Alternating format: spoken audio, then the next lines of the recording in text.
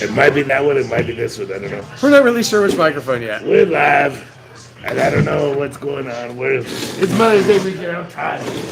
It's Mother's Day weekend, and I feel like we're going to have to really sit far back from where the screen is to fit everybody in here. Possibly. We good? Yeah, we're good. No five. We're not at the Dapper Barber Parlor. We're going to get scrunched up. Like here in the middle. I don't know which mic we're working with. We're not sure what's on. The Beatdown with Friends live for UFC Fight Night. BKFC 61, CageWise.com, ZiaShirts.com. Josh saying it the wrong way. We're live from Dapper Barber Parlor. Dom, come sit down with us, man. All right. Or Dom get in here. 2 fights down already on the BKFC 61 card. Heavyweight action. 3rd round knockout. A 2nd round knockout. UFC heavyweight action. Prospect Robles de Spain just got grinded up by Waldo Cortez Acosta. How you doing, Tom? I'm doing all right. It's the weekend. Mr. Michael Carlisle. What's up? What do you think about this fight card for Fight Night? Let's go through the first. I know there's been a couple fights, and then the BKFC 61 card. Yeah, the opening fight on the UFC main card, the Spain Cortez Acosta fight, a little surprising. Spain was a big favorite coming in, but yeah, not good on the ground, and that did not work out well for him. Really looking forward to the main event.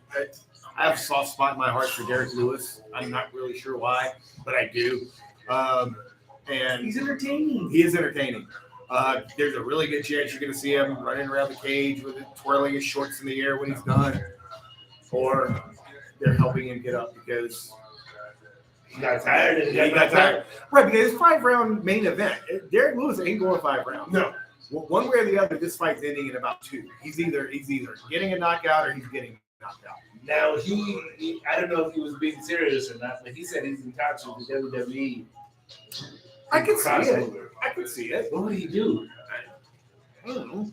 His back injury and where his heart is at would give me pause. But as far as guys that have an audience, can get the crowd on their side and has that natural charisma, Is no matter how ripped and cut you look for UFC, for a professional wrestler, you look small. That will be a problem for Derek Lewis.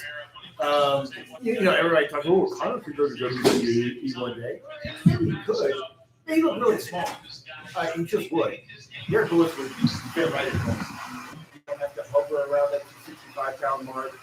I don't know if he actually does it, but if he did, he'd at least look believable. he looked believable. There's just certain guys, even when you think about CM Punk's only a welterweight when he fought in the UFC. It's not like he's like the biggest guy in the world. But you will see how small heavyweights are compared to bodybuilders if you were to put a Derek Lewis in there. Would you consider those guys bodybuilders? They're entertainers, man. Those guys are athletic. I don't care what anybody says. I'd say I consider more than bodybuilders than CrossFit athletes or something. Like I saw the other day, Montez Ford has made it. He'd like to go the other way, cross from WWE to the UFC. But I don't know enough about his particular athletic background to know if that's a foolish move or not. I don't know if he's It's almost more like stuntman. You get a good stuntman, you know what I mean? That works too well. I wouldn't mind seeing Chad Gable. I think that's his name. Gable. Oh yeah, Chad Gable. He was an Olympic level wrestler. He reminds me so much. I was watching him a couple weeks ago. He reminded me so much of Kurt Angle. Right, exactly. There was a storyline when he first broke in. He had a tag team partner, Jordan.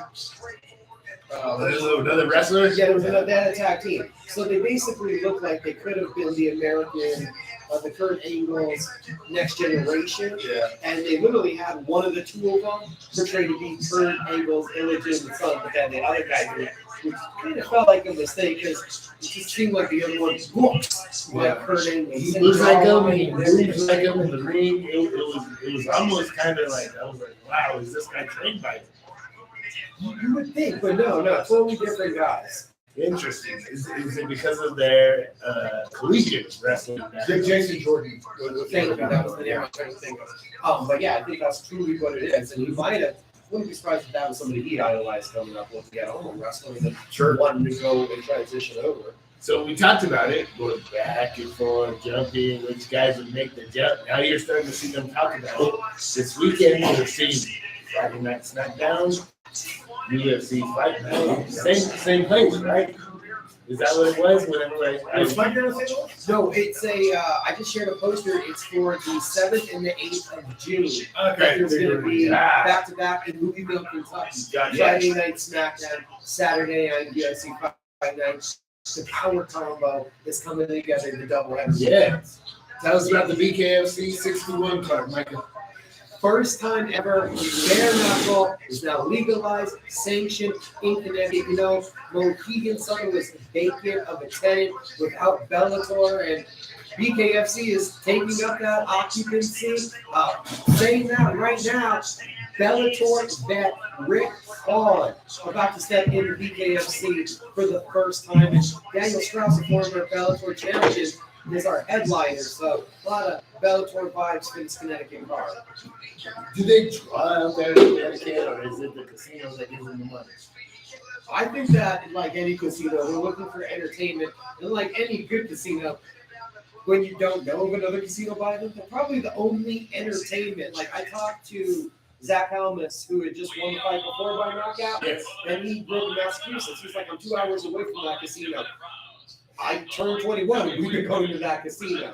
So it's a known entity in that Tri-City area. And I tell you what I'm seeing right now, just the difference is in the Mohegan Sun Arena, there's asses in the seats. I don't see a whole lot of chairs. I see a whole lot of faces.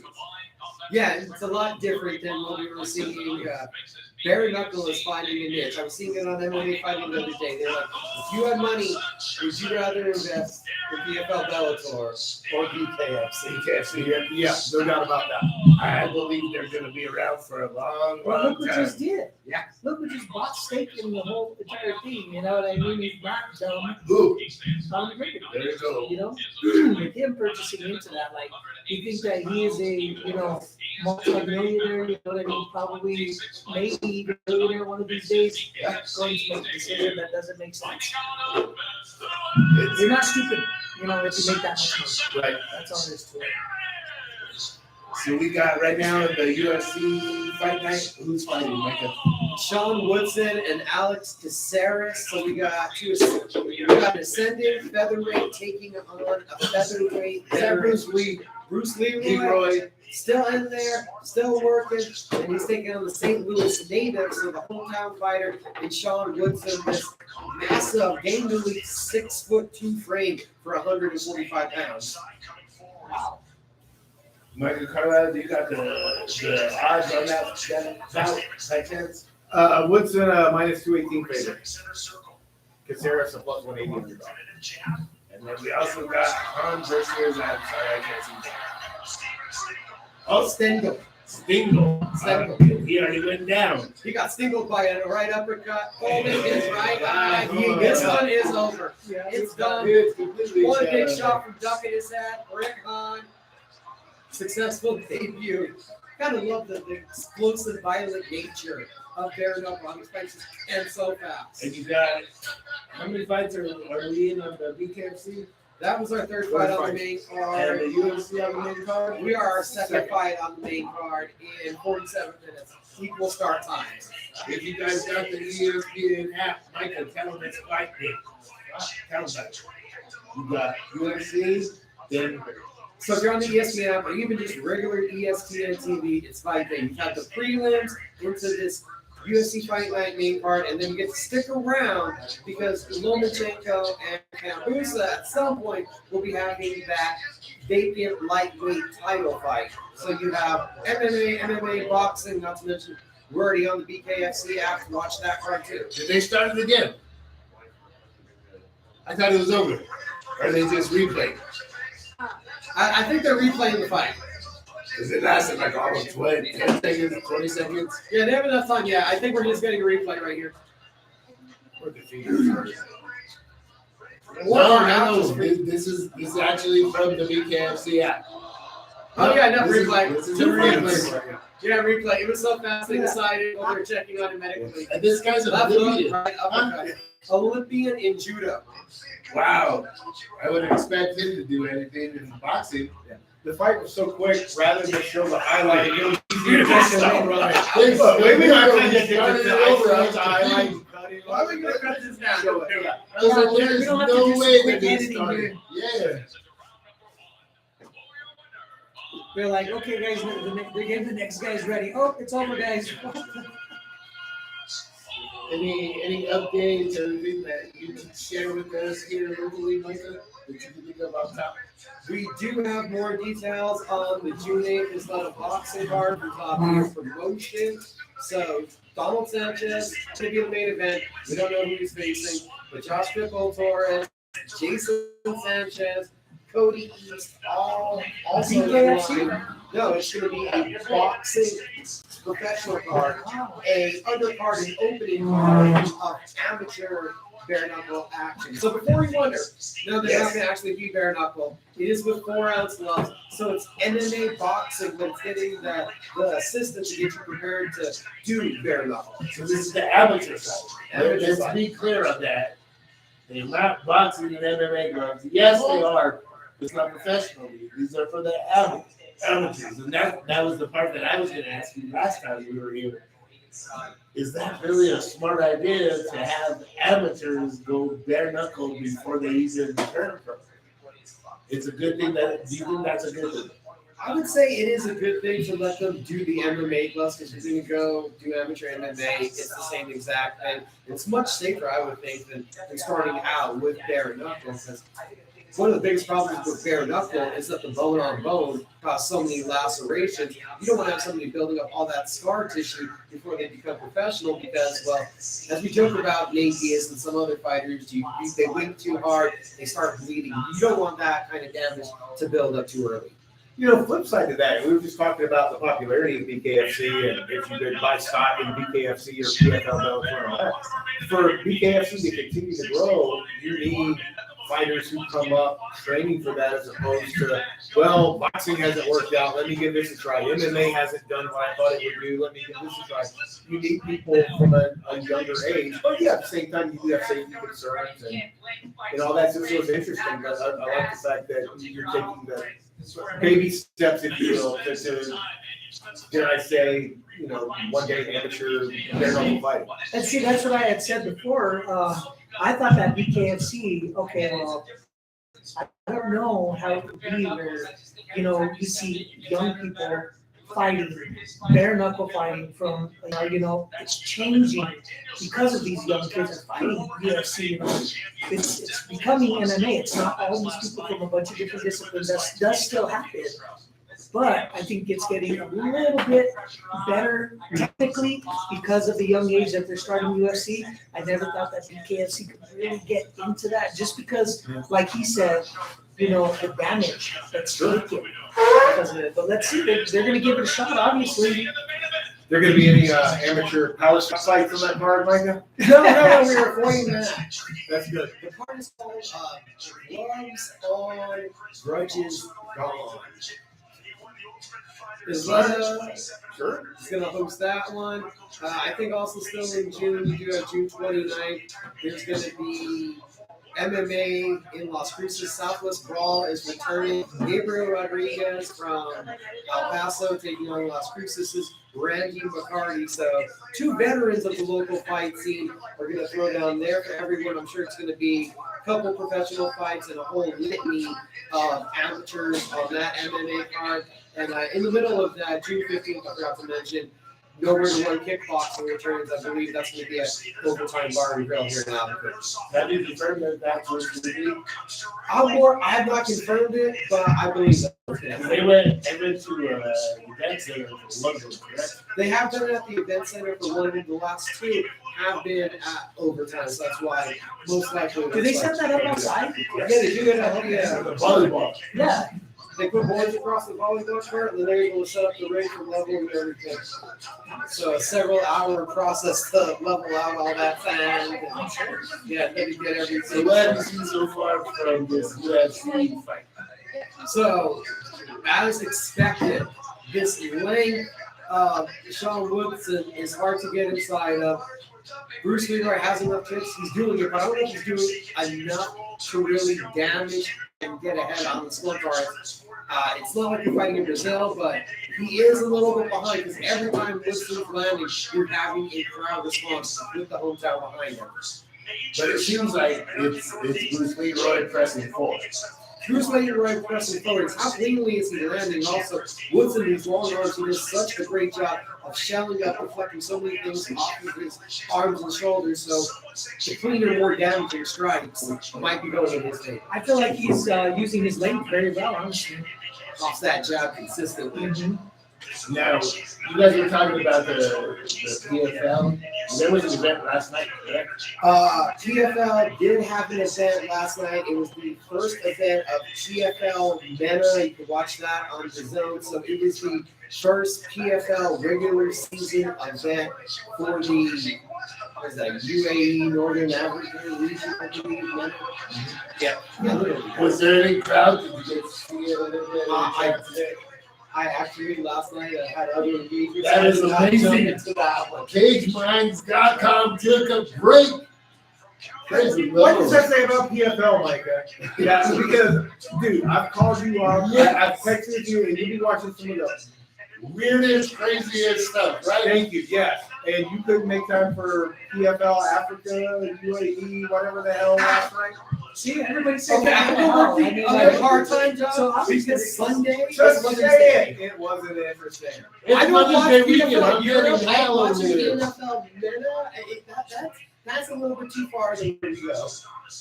But do you think PFL is just kind of falling off? It's not really that they're falling off, but they're almost spreading themselves too thin. It's that each one of these subsidiaries is set up more like a local franchise.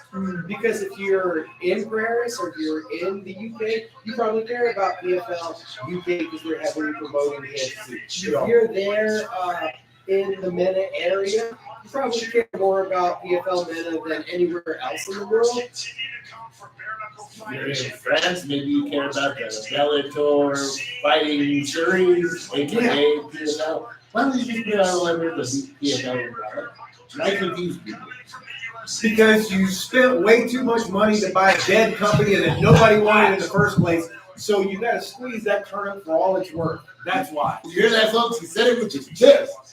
He said it with his chest. It doesn't make sense because a lot of their big dollar fighters are sitting out. Yeah. A lot of WCW wrestlers that have the contracts, they'd rather sit out than have to deal with the measly pay. Cyborg ain't fighting. Jaeger Musasi ain't been fighting. What happened to Ryan Bader? Yeah. Oh yeah, head of the Hamilton took care of him. So it's been really up and down for PFL trying to say. That's what they did when they were able to get Patsy Mix and the Pitbull brothers. June 21st, Hollywood, Florida, BKFC 62. Anything come out? Anything jump out that? 3 title fights. Stewart versus Duran. Tyson and Ryan Duran. I interviewed both of them. Stewart is a pressure fighter, a wrestler. Duran is possibly pound for pound one of the hardest hitters in BKFC, 6-0. That's going to be incredible. You have Steve Richardson defending his bantamweight title against Alberto Blas. Blas, a very good boxer. He 4-0 in bare knuckle after a long MMA career. We could never catch on with the big promotion because I think his MMA record is somewhere like 25-11. He's never really, or 25-8. He just never really caught on with the big name. And then they're also having one of Lorenzo Hunt's titles, the light heavyweight, so their 185 title is on the line. Jamie Escobosi versus Jared Warren. So 3 world title fights on that card. And our Albuquerque's own Eric Dodson is going to be taking on a very explosive Eduardo Espinozola, who I've talked to before on that card. I think no. They already announced this like 2 weeks ago. We put it up. And Derek Perez, CageMind.com, has talked about possibly being on that card, but we haven't got that one nailed down. Might not come to fruition, but he's trying to get on that card. So we'll have some Albuquerque ties for that big one too. What do you think about the Pettis brothers and them having kind of success?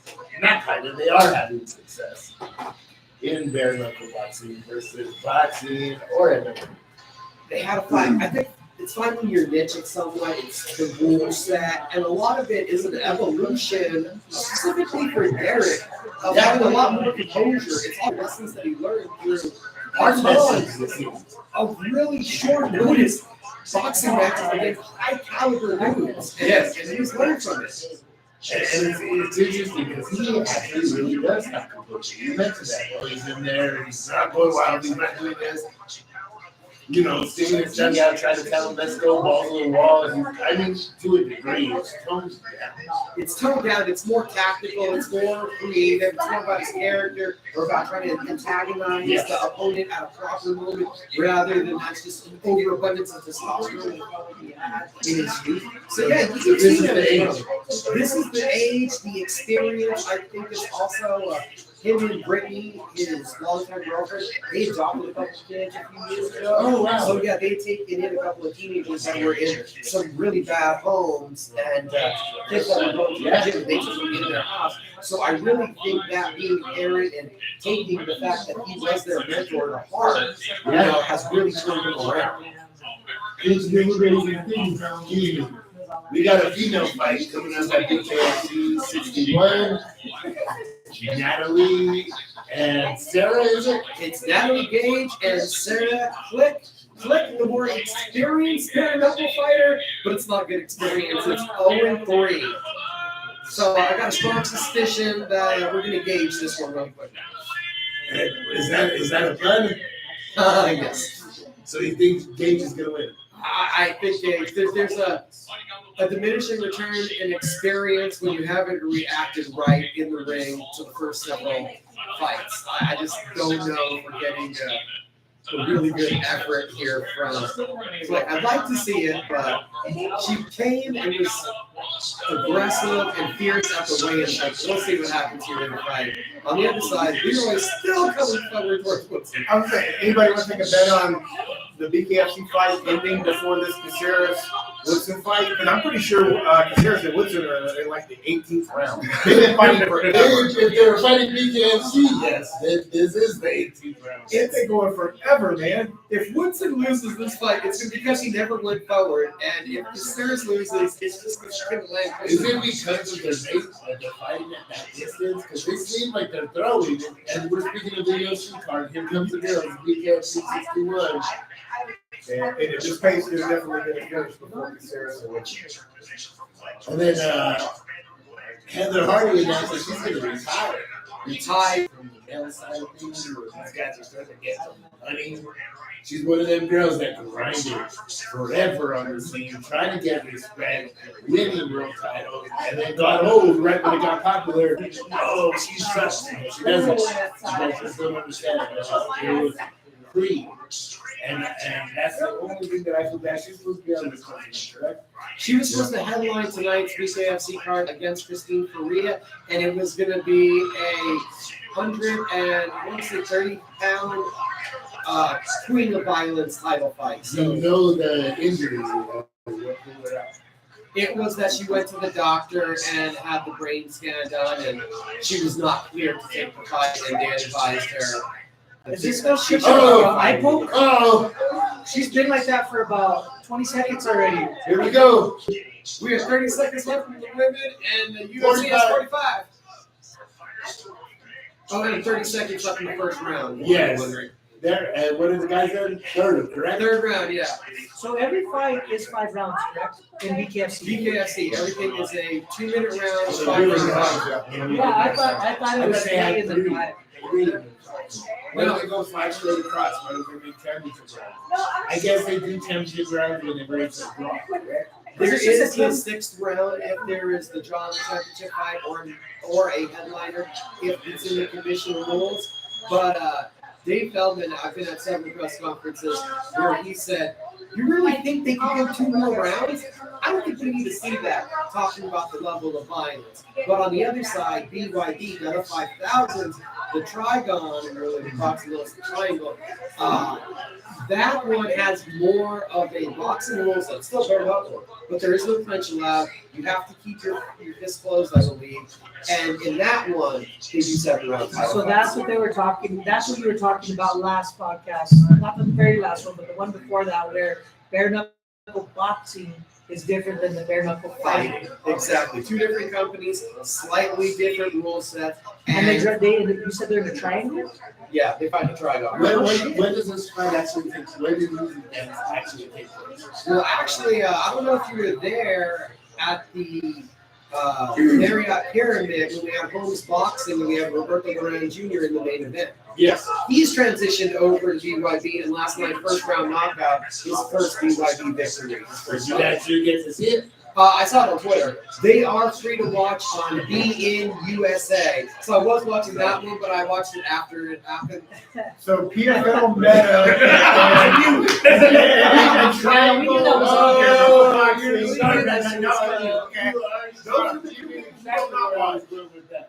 Look, no, BYB, I was watching that. Don't worry, I was just late on it. Okay. Well, they made it to round 2, Clark and Gage. Yeah. That surprises me. I still got Gage though in round 1 with the damage she did. Right hand, 61. She looks like she's a little bit cleaner with her boxing. UFC fight night. Who did you want? You're saying the hometown? No, I think it's Sarah's for the damage. I still be surprised if the hometown Who's takes it. Leroy wins Leroy the was fight? doing a good job. He's been around for a long time. So what season of No, he's a heavyweight, so is he like? Shit, that's a long time. Considering this is the young Just man's as long as sport. Michael Johnson. Remember that? I think they were both at lightning that way. Michael Johnson still like Yep, he homebound him. It was the year they did Team GSP, Team Custom. Oh my goodness. Jeez. That's when Salmore was on the radio. And on ESPN, the actual sports center, talking about GSP costume. Dude, you still have those highlights somewhere? Woo! I don't know. That one too is starting to work for him. It has been a long, long time. Let me tell you. But I tell you what, that's why I had more respect for Ross. Because he basically said, "Man, I'm an asshole, but I'm not an asshole." He was playing WWE before. Right. You realize that, and it was just neat to hear him out of character. Ooh. So just in case you guys are wondering, that was all the way back in 2010. We're talking about season 12. Don't tell me, 2010. I'm an old man. Now you're giving away my secret. 2010, man. I remember it. It was forever ago. Oh, I that remember was last check GSP. I remember that. kind of like the height of my fandom for the Ultimate Fighter. I still had it Yeah. lost it, still around there, still the card where it didn't seem repetitious. I mean, Sean Woodson gets the victory. I think that's what Sal was talking about. Did get the hometown, but he's an ascending featherweight that this probably puts him fighting somebody in the rankings in his next fight. I think it's 3 in a row for him. So, are these the new gloves? No, not yet. No, Next not week. yet? Okay. Next week. Okay. No, No, sorry, not next week. We The got week after. So I believe the next time that we're doing the next day It was was 25th or whatever? yeah, for the No, June 1st.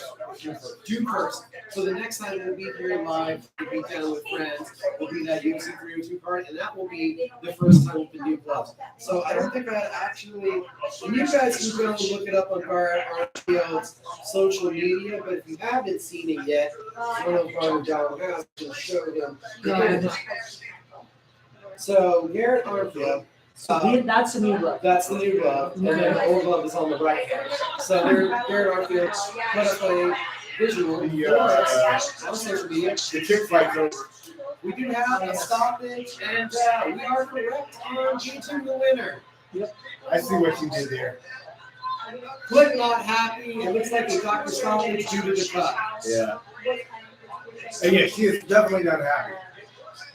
eyebrow is totally in two different directions, though, aren't it? So maybe a good one. And it's not like Gage comes away from this unscathed. She's cut nicely under her left eye, too. So this one wasn't good. Huh. So it's kind of crazy because he has that one shape and he doesn't have that one shape. I mean, is he gonna? Well, I think it's got room is one that he fought with, and this is one that he said he trained with. Okay, gotcha. But they don't look much different. You know, they look a little narrower. That's for sure. You can tell it's more round in the fingers, I think, if you look at the other cut, and then it's just so much less power, so much less size. Right. Like, it shrunk about a third of the glove. So it looks like it's much more forgiving to him. I think so, yeah.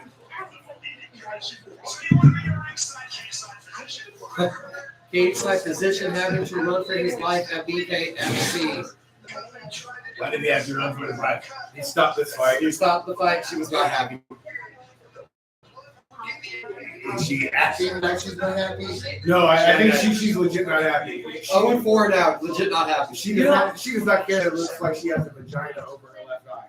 Honestly, too, like that one Yeah, that's coverage was nasty starting to cut. work. Nasty cut. Like she was starting to get a little bit of momentum in the fight, you know, and Had a better second round than So- first round. So was it as bad as Angela's exorcist at the balance right here? The doctor turned away and almost puked. No. Do you remember Not that? at all. Yes, I do. Dude, in the back, he's like, do you think, he asked me, do you think I have to go to a hospital? As that shit's talking, as he's talking. you didn't know where it was coming from. Could have been up here. Could have been Oh, down here, dude, He's doing like ventriloquist. Yeah, stuff. it's like, yes. He was bugged because he was like, well, can my wife take me? I was like, just get in the fucking ambulance and go. Right, yeah, there's an ambulance here. Just get in it. It was like right down the street. We're like 5 minutes away from there. Oh man, these guys sometimes they're too tough Hey, for they're their own tough, good. bro. They're tough.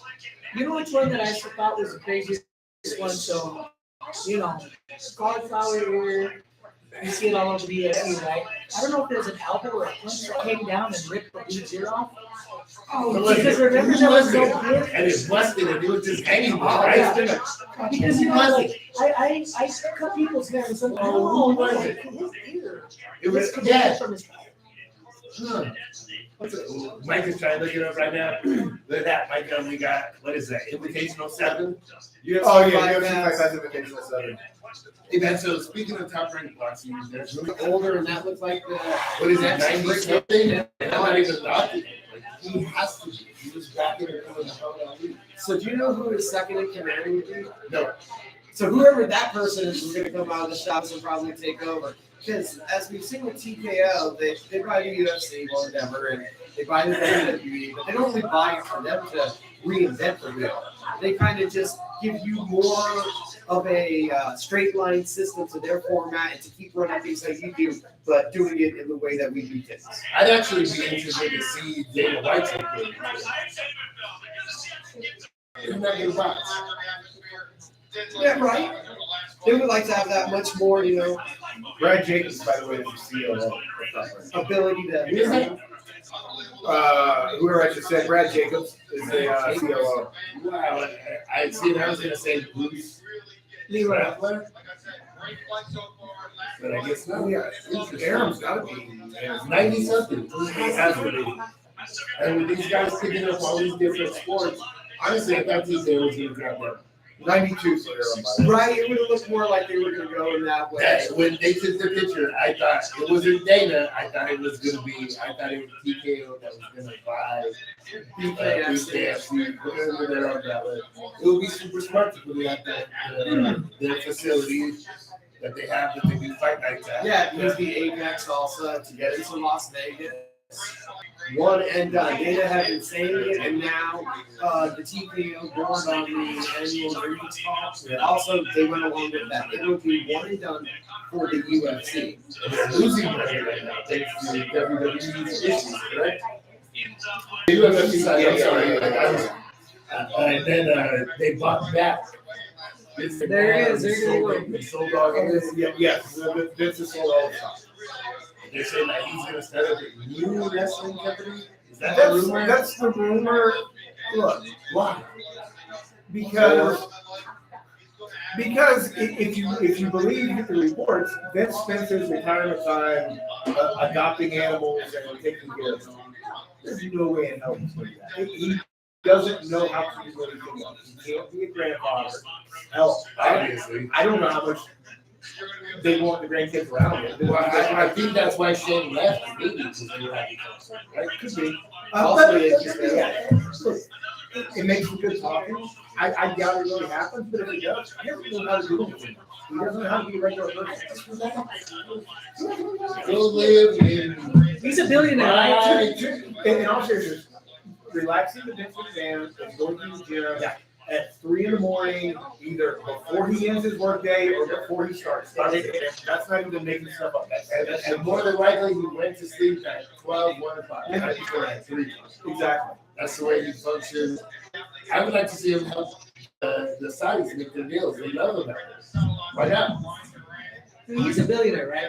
Yes. Sometimes that's what it takes. and then even more because You know he's that all that's that worth the shares from that right there. I did like 700.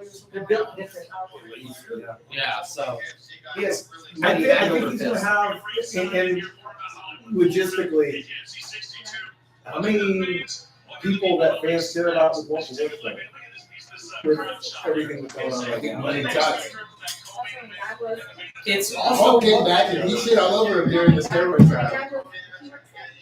Yes, but steroid trial and Randy Savage allegedly had some fun with Savage somebody. never came back. Savage never came They back. said, and I don't know if his lip service, but he said he was working on something to bring him back. Yeah, maybe. But what Vince is going through right now is a little different. Now, if all that gets cleared up and he didn't do what he likes to have done, maybe this is a much different conversation. But I don't know how much you want. I personally hope he doesn't go back to WWE. I love what Paul is doing for him and company. I do not believe TKO would allow Vince anywhere.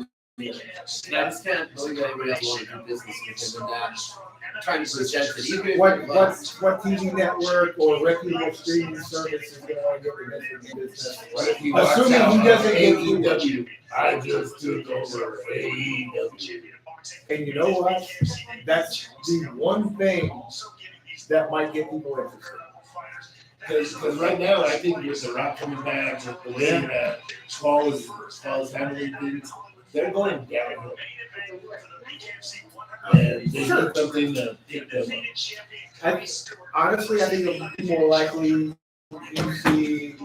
industry seems to be imploding on itself anyway, with the possibility of the NBA just totally leaving because of the deal that they're getting from, it looks like reportedly between ESPN, NBC, Peacock, and Amazon. Because basically they said, hey, we're not offering a 50-50 package. We're going to give you guys each a third, but we want the 50-50 prices. And all three of them said, okay, we'll do it. Explain it again. You had two entities that were broadcasting the NBA, TNT and ESPN. Now, the new entities will pay as much as those old entities, but instead of two broadcasters, there's going to be three, but they're all paying the same amount they were previously. Well, what it gets down to is you're just getting more games broadcast nationally. I mean, if so, you wouldn't be taking I get on the number of games you broadcast, but you need to keep in mind with that, while it's a lot of money and it may or may not make sense, Warner Media does have right of first refusal. So if they want to keep the NBA and they're willing to throw out the money, they will keep it. Do you think they're willing to? I think they'll Warner have to. owns TNT or what? Yeah, that's They have True TV. They have their own. and they just Max, which doom and gloom, Warner, which is broadcast for AEW wrestling. Last night, Max is advertising their movies prominently on WWE. Why not? Okay, you can get more eyes, right? Like a UFC. Who's fighting right there? Diego Ferreira versus Matthew Mateus Lobecki. This is probably a under thought of matchup, but top-notch Brazilian Jiu-Jitsu black belt. He has power in his hands coming off knocking out Michael Johnson. He was thought to be an ascending lightweight at one point before a couple of knee injuries. On the other side, Robecki came over with his crushing hit in Poland, debut against RDA, loses that 3-fight win streak. He's a tenacious Polish fighter, little hit bull getting on the inside, who has faith in his grappling, but would be wise to just try to box it out here, Diego. Well, he looks like he has a lot of volume and a lot of energy right now in this first round. I mean, we'll see how well it keeps up through all 3 rounds of this fight. I've never seen him fight before, but he seems to like to push the pace. Why not go back to the UFC fight? If you are UFC. I think it's more money for somebody to pay you for your content than trying to drive subscriptions yourself and you rely on advertising. Yeah, because I asked somebody this about WWE Network, and at the end of content that they'll never see a return in investment on, rather than doing it yourself and incurring all the costs. I could imagine the marketing costs on that. You know what I mean? They're just basically using a third-party company to do their work for them. I just missed it. Clay Thompson, doppelganger, walked behind the BKFC broadcast team. 4 fights out of 7 into the main card, and BKFC is finally taking a breath to the precedent. They have one of the champions on camera now. It ain't a Steph Curry doppelganger, it ain't an instance. You can keep your Clay Thompson doppelganger. Yeah, but Clay Thompson doppelganger will get into the NBA all the way down to the court, and then you're arrested. So is this the same as UFC 115? Yeah, strawweight women's 115 pounds. Bret Hart. Talking about taking over the women's, surface and wanting to become a bigger star and then just going to Korea. You have those 2 women right now. They're dominating their weight classes. 125 for Rhea and Hart at 115. They're battling to see if they become a bigger star. Oh no, they've had it already at 125, and Hart failed to beat Maria, and that's when they took up 115 for her. And so far, she's defended the title 3 times against all the upcoming prospects. So, still trying to build her into, a bigger fight. They were trying to get her an international fight, but then they realized that sending our champion to Thailand to fight a vicious former WBC kickboxing world champion isn't going to make us a lot of money. So, with this right here, what's the highest weight class for the women in BKFC? Right now, 125 is the highest champion.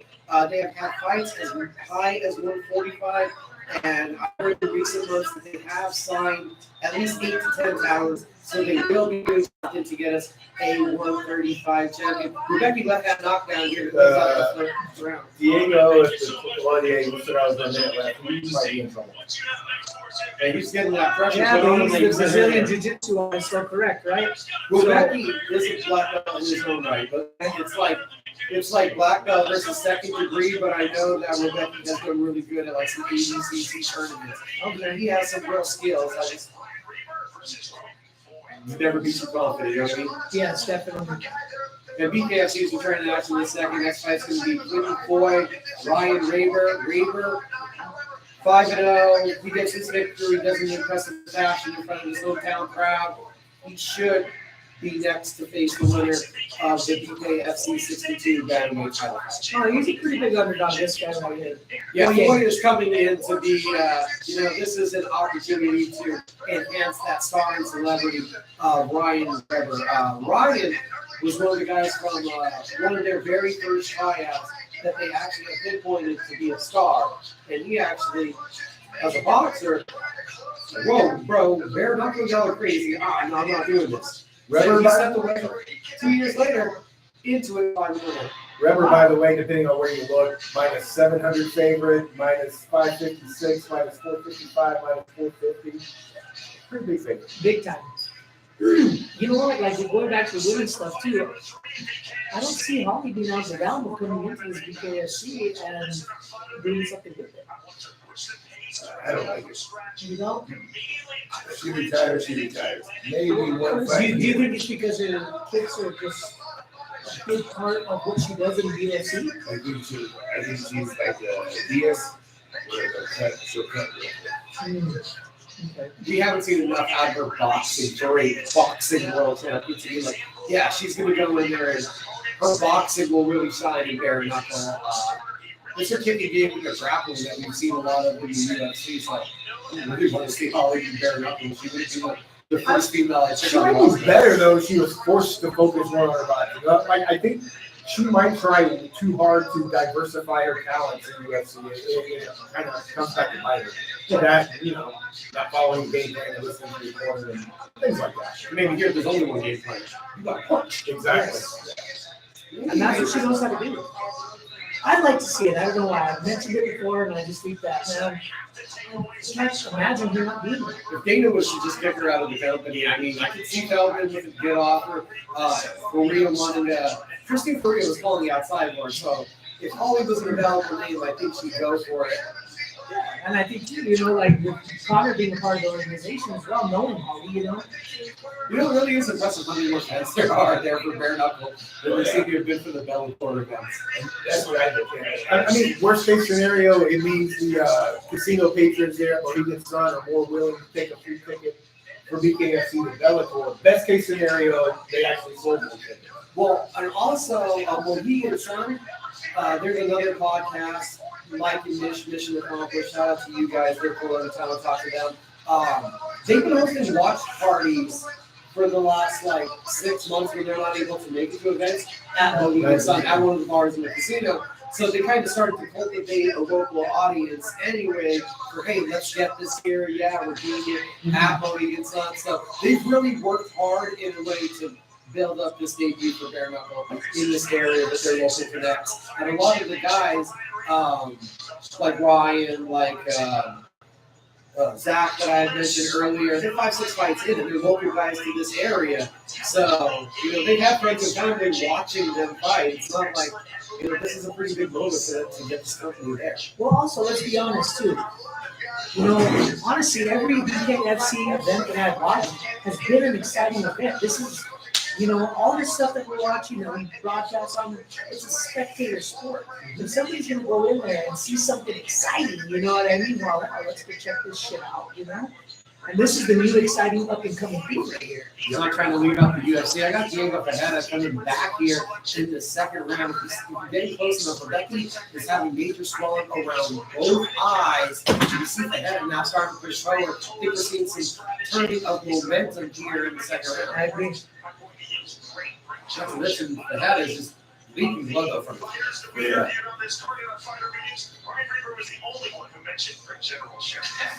Any update on Johnson?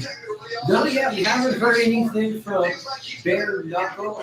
They've announced a couple of events, and they're kind of working on those and kind of pump the brakes on a couple more of the champions than you would think. So we're waiting on some news. Think of that rematch is happening. It won't be Florida. They already know to do second card. I wouldn't be surprised. Still, I said it last time we were here. John said lighting probably first international card. If you're some international entity, Harry is the biggest name. After that, I think John's the most recognizable. If you're not doing the Ben Rockwell, Nick Terrell fight right away. I think John does have that extra celebrity for his UFC career to put in there as being a great fighter. Where do you put Donald in that selection? I mean, he's been doing really well, and you know what I mean? It seems like people are starting to know him just a little bit better. And he has had some, you know, pretty impressive wins.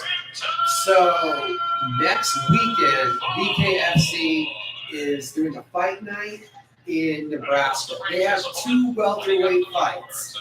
If Dakota Cochran was not fighting on that close, he's probably like number 6 and 7, but they only rank the top 5. So he is knocking on the door, but there are other people that started putting the work slightly before. Right. He's the head right now. Yeah, for the Teresa boxing card at Florida, which kind of surprised me to something like that. He's going to go box. Did you see the press release that has BKFC on it? It does have BKFC on it because Teresa, Kenny Thomas, Lisa Garcia, their conglomerate. At one point, it was the Southwest Prospect Series. I think everything with the BKFC are going to kind of put it all as the Prospect Series, the BKFC Prospect Series is what they're operating all the amateur fights under. So That's why there's the official BKFC logo. There is official BKFC connection with the company. So this is full of shit. I mean, what you said was right. Dude, it's all the press releases that I get sent. At least that's Let me clarify. You weren't inaccurate in anything you said. Let's be really honest. She's using that logo because it means a little something to somebody, and nothing else it probably does. So, well, all I know is that if you're going to be so cheap with your website as to copy and just screenshot that press release and put it up as your breaking news, you're not really a journalist. As these other assholes around here being. so you can't even copy and paste it. You just take a picture of the press release. And post the picture. They took a picture of the press release and they wrote it you guys live, and then that was their article, the JPEG of the press release. And this is a News source here in New Mexico. Beatdown.com, the number one source. Oh, and All actually, that sports. two of them. And any updates on the top ranked legacy boxing event where it's going to be held, anything like that? Tingley Coliseum. They did say that now. And fingers crossed this week. Big breaking news from Cage Minds. But right now, still, just the one title match is what we know for sure. More should be coming down very soon, hopefully. Been on the phone all week here. Things are on, things are out, things are on, things are out. So hopefully we'll get things taken. I'm going to go to the four walls. I'm not going to say it. The four walls offers the four walls, and they keep going. Oh, why don't you go to any of those venues? Legacy Boxing Promotions has been very dedicated to Tingley for like 2 years now, 3 years. And To Tingley or to the fairgrounds? okay, sorry, to the fairgrounds. Sorry, they've been at Tingley 3 times, I think it was now, but they've also been to the annual Dupont Complex. And, excuse me if I don't remember what that other building was called. The generative. Oh, 300 Bar Center. Oh, Yeah. That one too. and Battlegrounds will be coming back as well. Battlegrounds? Yeah, they'll be back. They're going to. Oh yes, the Battleground Jiu-Jitsu. Yeah. And then what was that other one? I think I saw the other American Grappling. I don't know. There's a bunch of them now. Yeah, there's a bunch of them. I've been meaning to send you. Call invested Jiu-Jitsu, calling all grapplers. You know where they're going? I couldn't find out it's something American Grappling. I couldn't figure out where the venue was though. But yeah, seems to be all kinds of new grappling tournaments popping up every day. And if you want an update on the UFC, well, Becky's right eye is a bloody mess. Diego Fajeda is the forward pressing fighter right now. Oh, it had to get right body shot. Rebecca, great start. Not going his way right now. But still winging that. You can't see him. You know he can't see. He's just letting us. Let's go. No, I think Rebecca won the first round. I think he definitely lost the second round, and we're about a minute and a half into the third round, and it's not going right. No, you cannot see on the right eye. There's a very heavy blood stain coming down the side. We'll see though the heart. On the other side, I'm kind of surprised to see Ryan Reaver here. He's being strategic. He's pitching this moment.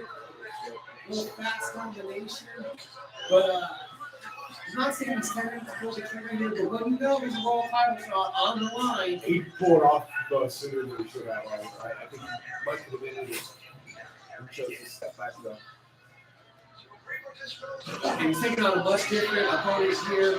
This last fight was Derek Pettis, who we've been talking about. Derek brings the pressure. He engages. Corey is being a little more tactical here, staying at range, and exiting back very quickly when Reaver comes forward. What do you think about the ducktail? Not a fan. Not a fan. Ryan Reaver rocking the ducktail and a beard with lines dividing the beard and the button chops. You're a hair aficionado, Mike. Now, You're not being dog. an aficionado, but he walked off. So you have to do ducktail or rat tail. What's your preferred tail method for the back of the head? We're in New Mexico, ducktail. Football in Mexico. Rat tail. They're kind of the same, right? Pretty much. I have no idea what the difference is. I think the ducktail is how he has like a full head of hair that's coming off his extra long, versus the rat tail is just when they have one square that is just growing forever. Yeah. For the most part with Dom, actually, when he gets back there, I don't know why I got caught up in it. Because he wasn't here. And I turned this way, and you were the first person I saw. You were kind of walking south from some eyes, like, so yeah. Whatever that tournament is. Exactly. And we got Diego Fajeda now on the back of Rebecca, turning this fight around. Going to be 2 in a row for him. Did you see the crowd start the UFC fight right over? Chris Buffer, we're live! And he extends it. Oh man, there was probably almost looked like half the arena, but it sounded like the main event. Like those They were people loud. give them credit. They were loud out. There were way more people there than there usually are in, say, Vegas or pay-per-view at that time. So who has more of a crowd right now? BKFC or UFC right now? Oh, UFC. UFC. I think that BKFC also did a really good job with. I'm not sure the full capacity of Mohegan Sun, but I wouldn't be surprised if they're only running half the arena. Because it looks like we're pretty tight into the bowl. So I think they do a really good job of, filling the seats that they have available. It's a 10,000 seat arena for concerts. So I don't know. Yeah, I'm guessing they're not doing the whole arena.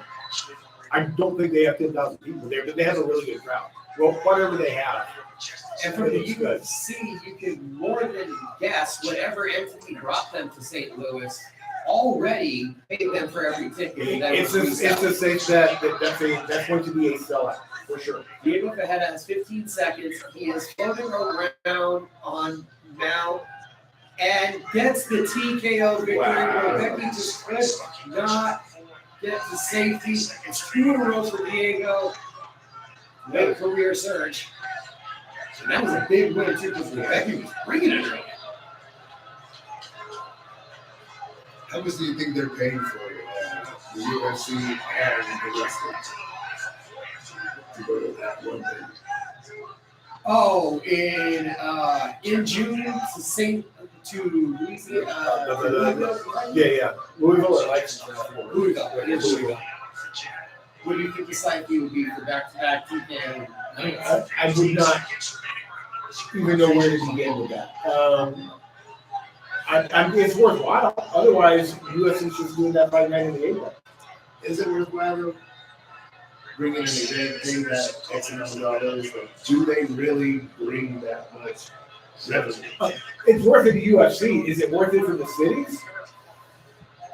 For a Louisville and for a St. Louis, I want to say definitely for Louisville, possibly for St. Louis. I think the loser of the playoffs, so the only show in town is the Cardinals. I think it's worth it. What you have to consider too, and we'll set the UFC part of it aside for a second, but on the WWE side, you've already got cities bidding for WrestleMania, SummerSlam, Royal Rumble, Survivor Series, your big 4-day events. So what's next? If you know you can't get a WrestleMania, but you want WWE, well, it's lesser pay-per-views, it's Monday Night Raw, it's SmackDown. So You don't see that on the camera, right? Like, I like that shit. I missed what you did. Did you see the smile?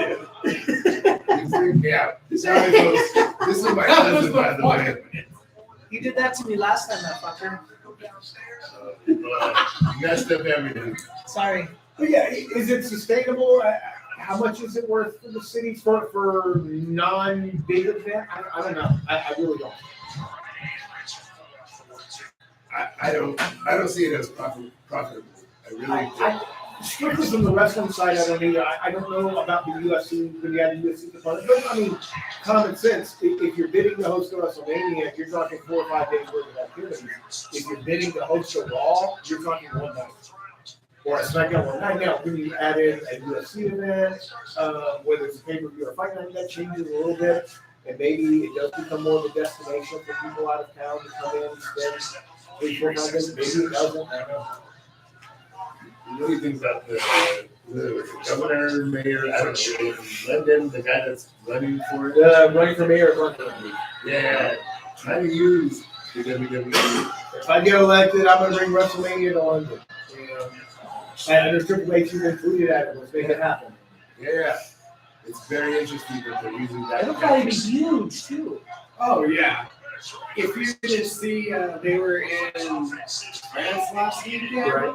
and the crowd was singing and over the top from the first moment. If you ever watch professional wrestling, you know when it's really going good, you know the "This is awesome" chants. They were just laying on the ground, and this guy was like, "This is awesome," because they were just enamored by the fact that for the first time in most of their lives, there was a major WWE event in front of them. So the adrenaline was on a 100 the whole night. There was never a lull. Like, they were singing. It was just crazy. Well, Nothing and you to do see with the like show. when, the NFL goes to London, you know what I mean? Like, in the stadiums, they talk about $100,000, $80,000. Each has close to 100,000 people. And that's for They Jaguars attendance. games. It's not even good teams that they're getting that excited about. It's the damn Jaguars. Sorry, Tony Khan. But, Yeah. Can you imagine Cowboys 49ers game? Not that I care about either team, but I mean, very popular teams here. Or Steelers, Niners, Steelers. Even Raiders. Yeah, Raiders, absolutely. These large markets. And have you guys seen the schematic that they've been showing on social media? The new Real Madrid arena in Spain. That is supposed to now, it's a field where the field is able to be actually held in an air-conditioned, climate-controlled area below the stadium. So you'll actually have a grass field for when they take the NFL over there for soccer games. They're already coming up with ways that you can have the NBA there, you can have the Olympic basketball there, for the UFC, for major boxing.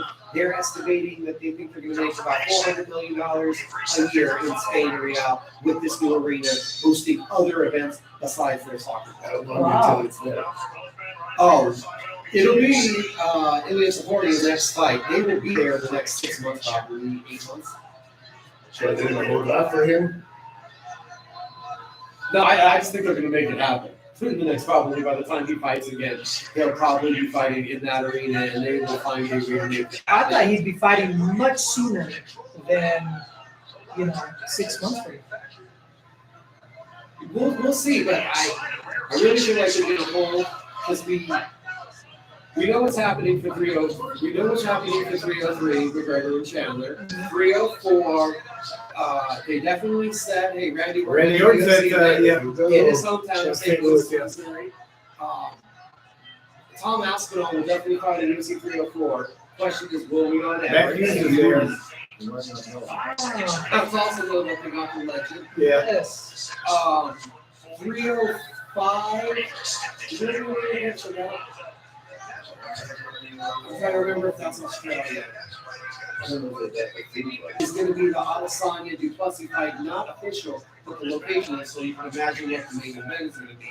306 faces back to the spear, and you're probably going to see Sean O'Malley and LaRocca Wallace Philly headline that card with Grasso Shevchenko 3 as the co-main event.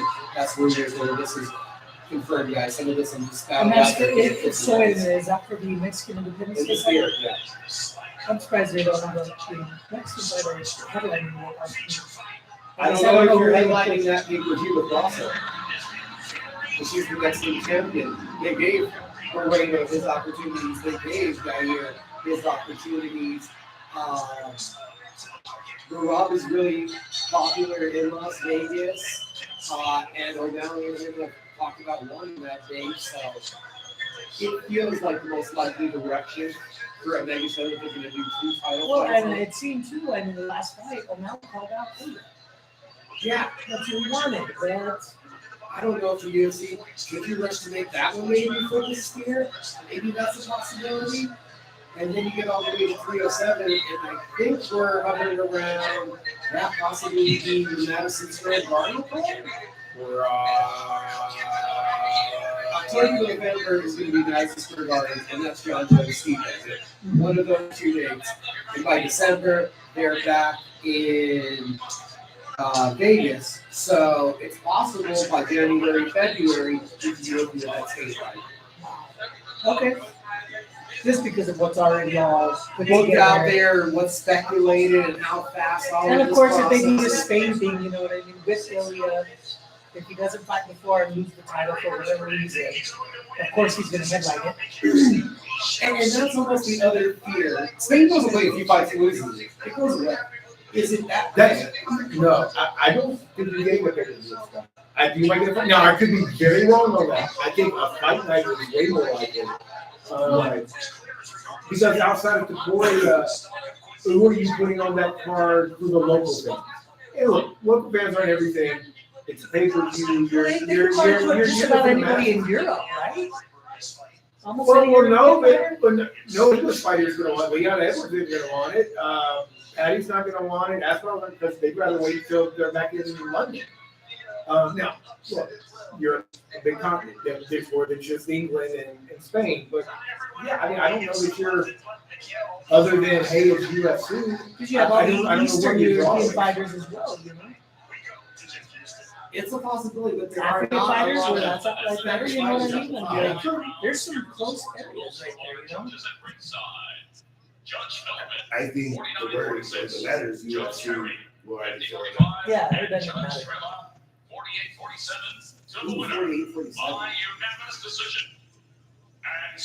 Ryan gets the victory, but not as spectacular as you would hope. Not that statement made that he is next for the world title.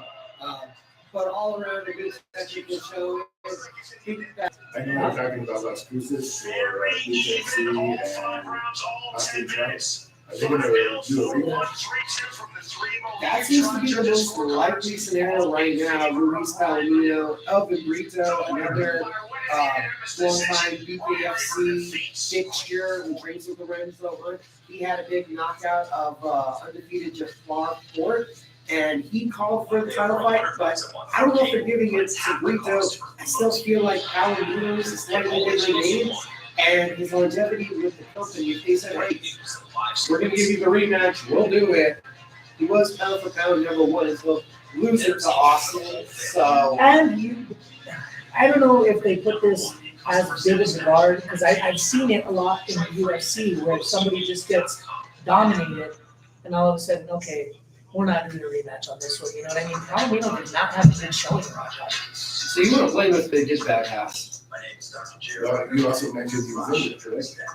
I think there was some kind of arm injury. So right now, maybe Brito, maybe Palomino, but I don't think that they've been able to entice a big name. But I'm Like, you pretty can't sure be that even like Mike Perry, or is that too big of a weight difference? too big of a weight difference. Talking about the 65 title and Terry beat Alves at 85.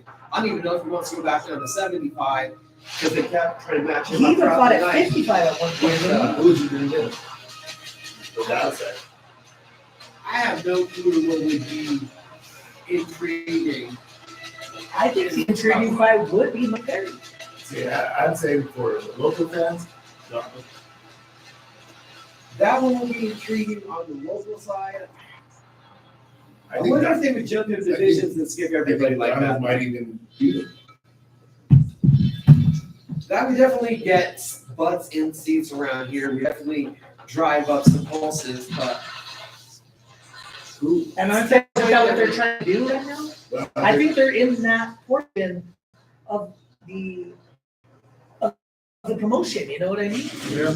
Well, they're going to Cruces. I'm trying to you, what would make me drive down there? Who would make me drive down there? That's what I Well, want. they're hoping Austin, but other than that, that Mike Perry. and that's for The thing is, too, Mike Perry fought at 155 at one point in the UFC. You know what I'm saying? It's not, you know. Do they bring Connor in to do autograph signings? That's what we did. We Oh, brought well, Joe well, in. then that would just- that would I just- think there are people you can bring in. I don't care how much you invested in the company. Good luck getting Conor McGregor to Las Vegas. Ask Dana White about trying to get Conor McGregor to Las Vegas. Yeah. Then never mind Las Cruces. I'm not saying it's a bad idea. I just don't think that it's actually a fantastic idea. I don't see. They would sell out whatever arena in Las Cruces, man, if he was just there. You can sell the area just on McGregor signing autographs, probably. Yes, definitely. Again, I go back to what that was over. Tito Ortiz, Matthew Jackson, Roy Jones, and we couldn't do it. It just didn't happen. We had all the other guys we still couldn't do it. You probably tell you why? Yeah, you probably already know why. It's too damn far. It's a beautiful facility. It is a pain in the rear end to get to. It's just, no matter where you're at in the city, it's gonna give it a sense of that. I don't think did they really sell out? I don't think they sold out. They had a good crowd. UFC, Gabriel Iglesias, and Jeff Dunham can sell it out. Ice Cube. I don't even think he did. No? When I was there the first time he came, man, it looked full. It's too far. Great facility. I'm not knocking the facility. It's fantastic. It's a better team league. That's basically what it is. Like if you really look at the layout, it's a better team league. If you could pick up the retro event center and move it to their rounds on top of Kinley, yes. Oh, okay. The same company basically went around like the whole country and went to the smaller cities. So it's like, what is it? Instead of going to Chicago, just like Alabama, like the State Farm Arena, just outside. Yeah, right. Yeah, so basically, In Rosemont or all these arenas around the country are all designed the same. So somehow we have the smallest backstage in Albuquerque. Look at the Because I've been to population. that venue in other states, and there's an actual backstage. There's not enough room to host a damn press conference in that one arena or in. no, we use the bar. Exactly. Well, and Kinley's even smaller, which is why UFC doesn't want to go back there. And we do BKFC press conferences in the damn hallway. Why not put it in the pit? They can't hang the lights. But let that show time. It did. I don't know that anybody really does that anymore. I agree with you. If you want to do it, I think there's ways around it. But if you're used to traveling around a lighting grid, hanging in from the arena, and it's all pretty much cookie cutter cut dry, and then you got to come in and, well, we need to put these posts up here and then hang it off this. And honestly, I think it's a lot more effort than most people are willing to do. I mean, hell, This is outside of George Strait, I can't think of a concert. I'm sure there's no one to do that. I can't think of a concert that's been there since the pit. this is the problem. You know what I mean? The pit, gorgeous here. You know what I mean? It used to be a big building. You know what I'm saying? A box. In the middle of it. Put my I rubber liked cup it down too. before I I've start always talking liked shit it. about the pit. I've always loved it. But the thing is, me talking shit about the pit isn't. No, I know. I love the venue. The thing is, spent too much money on concessions, bathrooms, and the outside appearance. Why not make it to where we are able to do different events in that arena? I don't understand. You mean make it so you're not taking up space and now can no longer host early round NCAA tournament games? Yes. Because the NCAA can't bring their court in and Yes. put it down because there's not enough room? Yeah. Does that make sense? You know what I mean? I don't think it makes sense. Look, it's a gorgeous. Oh, yeah, it's great. Look, the history and all that, the pit is phenomenal. It's not practical. Yeah, yeah. Put it like, Guys, I couldn't even tell you that Mennefield versus Olberg was happening before Because Olberg put him down 30 seconds, left hook, Carlos Olberg into the light heavyweight rating. I just, because I didn't want the last thing I said to be conceived as negative about the pit or, the pit is great for UNM basketball, concerts, other events other than PBR, not so much. It's just not even, that's not knocking anything, that's just Facts. it is facts. And which would be a big deal if there was an arena in town somewhere that was big enough for concerts, sporting events, and other sporting events and things like that. Unfortunately, there's not. Right. Why do you do that? Knowing that we can fill it up. And especially seeing the success of that other smaller venue that they're overstuffing. Rebel. Yeah. He's like, This is a weird state, man. We've got surplus oil money coming up in the rear end, but, and I don't want to go about the cable either. We're near the bottom of education, crime's out of control. We don't do anything to help ourselves with New Mexico.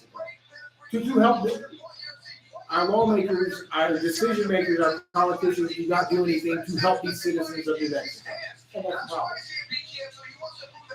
I agree. Nobody's got a long out there either. They're really All that land that we have around, Albuquerque, we could have had Las Vegas here. They could have done that instead of. And by the way, I realize it's 10 days a year. You ever try to go to Blue Fiesta Park and Park during the Fiesta? Hey, I know. Let's put it. Damn soccer stadium right in the freaking middle of it. What could possibly be the downside to that? Other than even less parking and now there's something else with the Blues to have to navigate around. Not saying we should have a soccer stadium. I'll be surprised if that's it. But that's just me.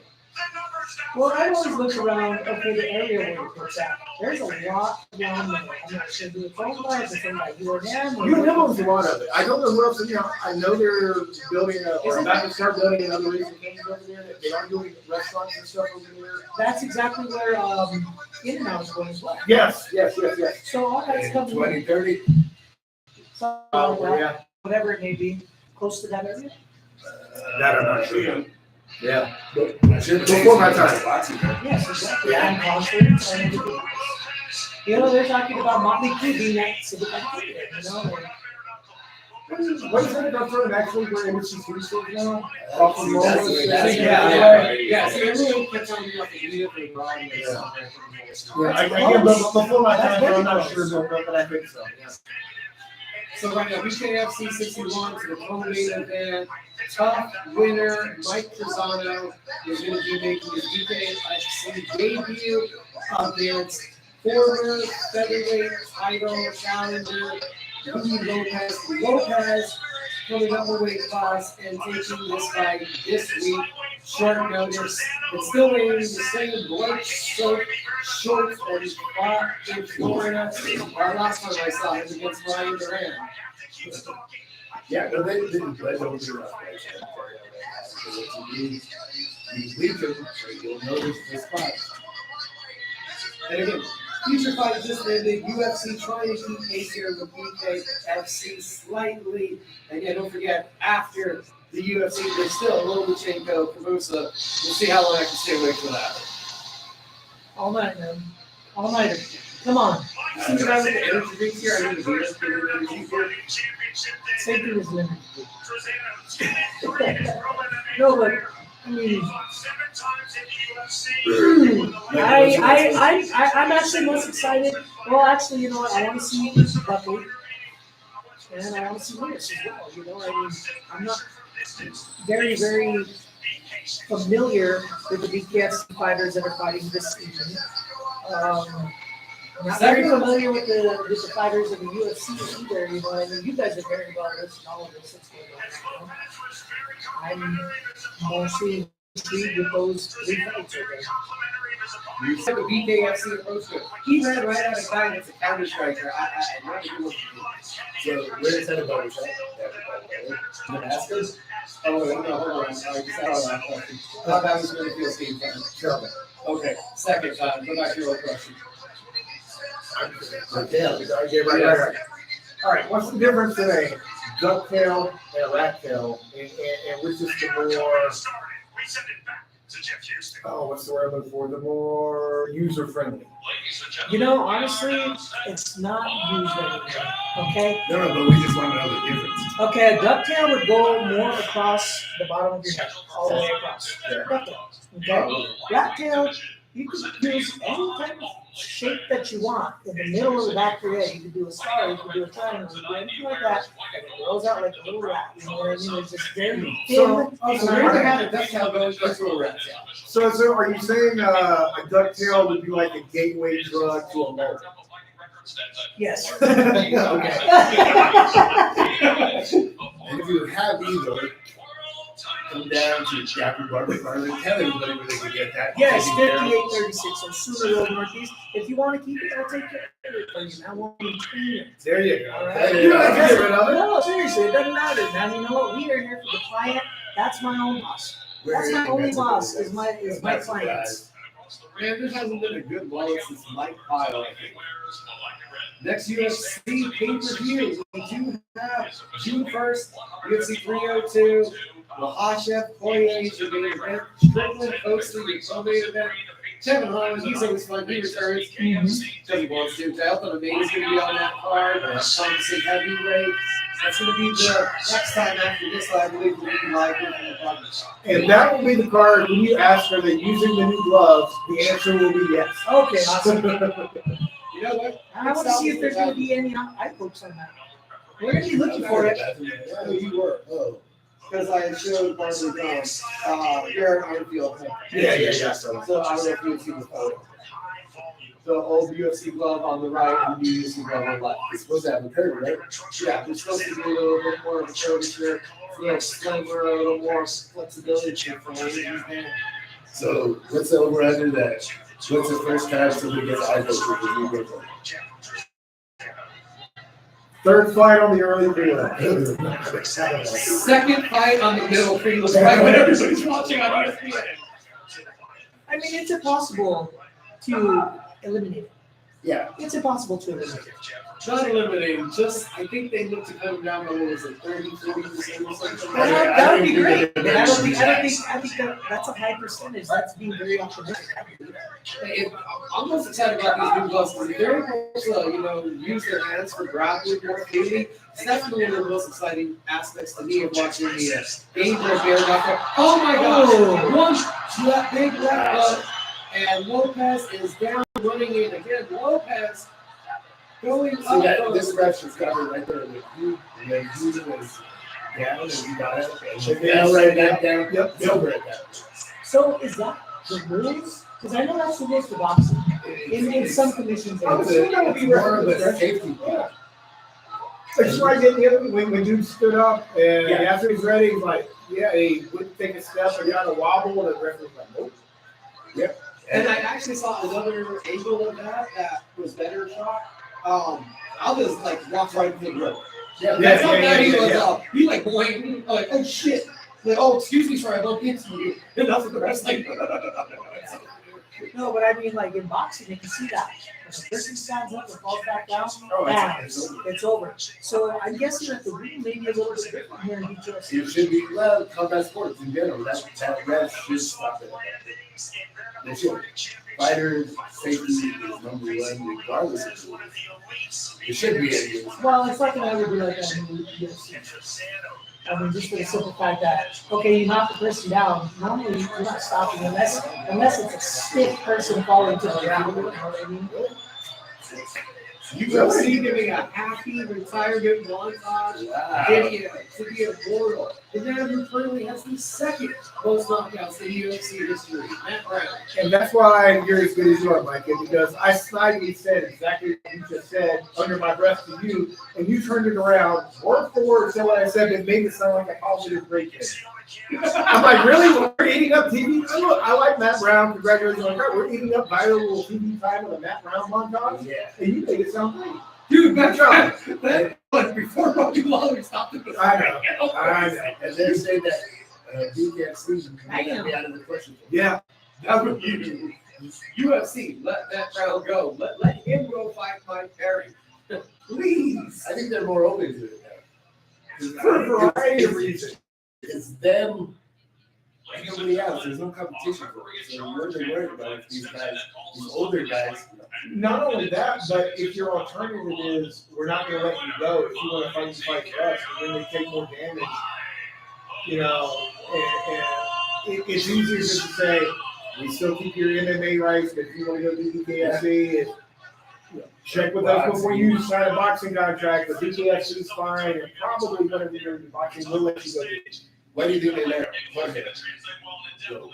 He's still a job. And what I mean by let go, still in the contract. Right.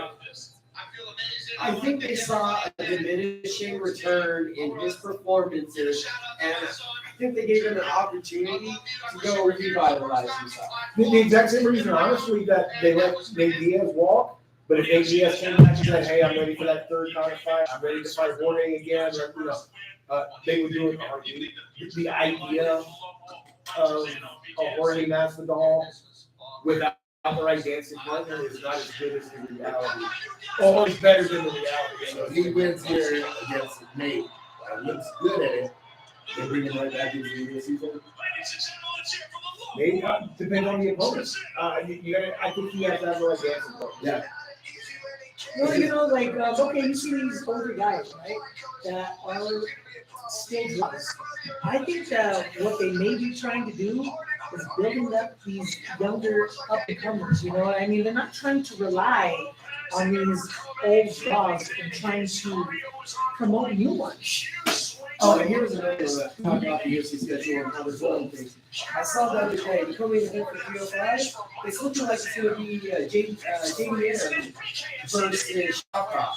So I think Jorge's return kind of depends on a little bit Conor McGregor and a little bit the direction of welterweight, because you said that's not the right dance partner. I see the youth confusion at the top there. So, what is the sexy name for Jorge? Is this younger? It's currently it's after the Chandler fight. It's probably McGregor, but I think you're going to have these fighters. They're still very popular. They're still very good, but you're not going to put in title situations, and you don't want to disrespect them by using them just to build a young contender. And that's exactly what the heck is happening. Right. And it's happened for years and years. It's a young man's sport, and the young guys are always going to come up with, except for in heavyweight. But yeah, I mean, I think you're going to those guys are so useful fighting each other in the right situation, if that makes sense. And quite honestly, the picture welterweight young up and comer, you really want to see them fight Jorge? Probably not. But would you like to see Jorge fight Conor or Max or maybe Max? Well, Max is still a huge contender, though, man. This guy, all the other guys we're talking about, I don't think. I understand that. But do you see any of the other guys that we're talking about right now actually? What about if you said the UFC all of a sudden, Jorge, how about you fight MVP? Probably go out of the somewhere as a MVP fighter. But it's at least another old man. Right. As far as MVP goes, I would want to fight that.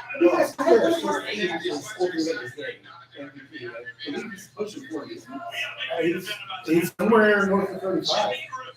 He's kept himself pretty decent. Now that's Bellator 35. It's ain't UFC 35. So I mean, we're talking about the premier league, you know what I'm saying? So, I mean, yes, he took care of Kevin Holland, but, you know, I mean, exactly, and that's why you look at the welterweights, there's youth infusion. Michael Page was back there if Leon Edwards needs a dance partner in Manchester, because then you're just doing music with you to sell out the arena there, and you're like, we don't care, but outside of that, Shopcock on JDM, welterweight is like, oh, look at all these new guys coming in.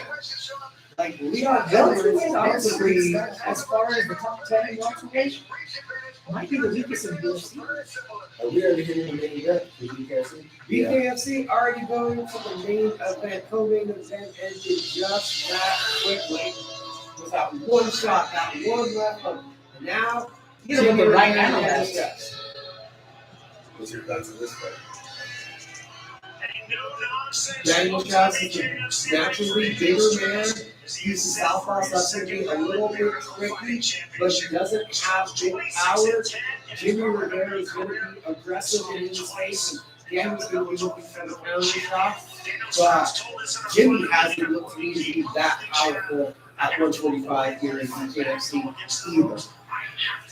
Rivera's a big favorite. He's a minus 350 favorite. Strauss up plus 275 on the dog. I don't disagree with what people said, though. If we were somewhere you could actually bet on BKFC, I might have put my money in there.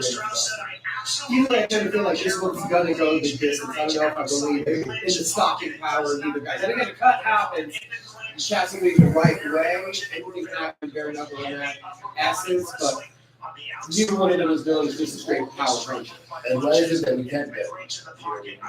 I don't know if I can. None of the sports books here take bets on BKFC, right, Micah? Right, I just haven't seen it. It was just not allowed. Yeah, I'm right behind.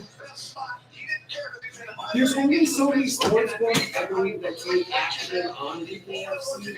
I do know that you can get on the BetMGM app. Right. There's only so many apps, so many places right now. What about the local ones? No, it's just MMA, local boxing, you can read that on that. I do not believe so. I have never went to one of our local sport books to check about one of our local. That would be interesting. That would be, I don't think so, but I could be very wrong on that. Well, notice I'm going to the co-main event on the UFC. Resultant Rusi Goya taking on the hometown fighter in Joaquin Butler.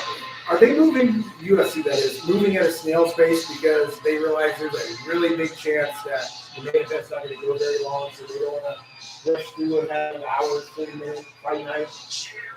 Yeah, because Top Rank Boxing is going to slow all of the fight night down to a blind here True, a little bit. true. So I think we're trying to methodically move through this. Just the over under that Top Rank comes on is, or ESPN comes on and talks about that. Steering videos. That Top Rank is about to go next. Yeah. Oh, they usually do. We're on the main event. You'll start to see, hey, I'm sorry to never remember the sideline reporter that they use for the boxing, but he'll be there. You'll see Cat work behind him going. Maybe you'll see a premium or something. They do a little bit to remind you that it's the meeting. How ESPN is presenting it. Main event, BKFC 61. Rivera, UFC, correct? UFC veteran. UFC versus Bellator, right here. That's the best you get. But still be ready for this one. And Rivera really did do everything he could in the UFC. You look at the end of his career, his losses were to Yon, to Sterling. So he went as high and as close as he could to getting to the title fight. Somebody that I believe I'm looking at like a ridiculous into some of the top talent. So we're talking about a person who has been in the top 10 in the UFC. Yeah. Okay. Top 10 UFC, Jimmy Rivera versus Daniel Strauss. Jimmy Rivera, by the way, hoped to win over John Dawson. Just putting that out there for you guys. Yes, he does. Yeah, that was 2018. But, What weight does this happen? This is at 45. That fight was at 35. Yeah. Oh, okay. So was that before the 25 came in? No, that was when John had already challenged Demetrius for the second time Yeah. and had went up to 35. And now BKFC has come back down to 25. Gotcha. And Daniel Strauss on the other side, I think at least 2 times on the Bellator featherweight title and won the tournament. Once he did a $100,000 tournament. He fought here also, I believe. No, he never fought here. I don't know. I've been to too many. I want to say that Daniel never fought here because as long as I've interviewed him and as many times as I've talked to him on Zoom, I've never met him in person. Where's he from? Originally Cleveland, Ohio, but now is out of Miami.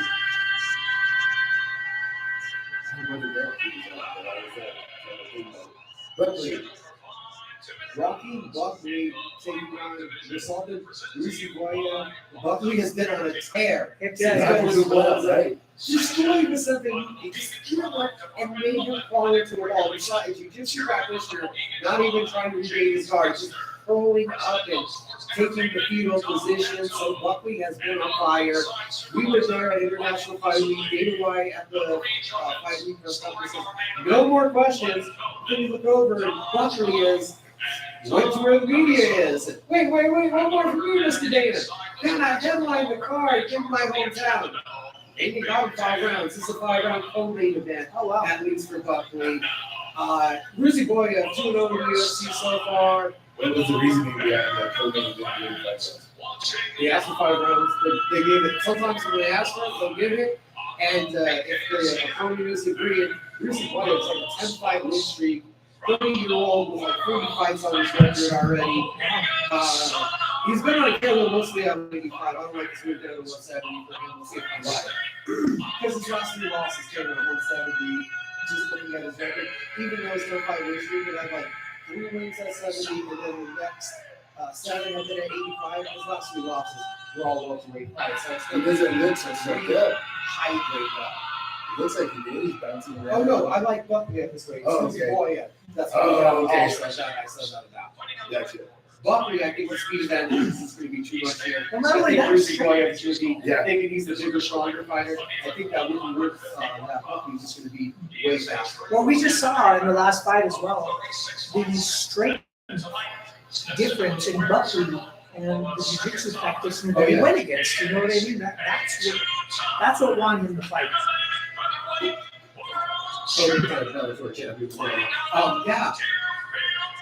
Buckley, to do that to Luque, you have to open up eyes and consider him a different level of contender now after doing that. Yes. We'll see how well this guy uses his length though as well. Obviously, longer reach, leg reach, and arm reach. Interestingly, Buckley only at minus 135. There's something about 6'5" where I feel like the company should be heavyweight, not 6'5" welterweight. There's some things you can't teach, and height is one of them. It's like, really? Oh. It's kind of interesting. Rudy Boy with a 6-inch, I think, height advantage, having to punch down so low, he's getting off balance. Yeah. Trying to attack Buckley.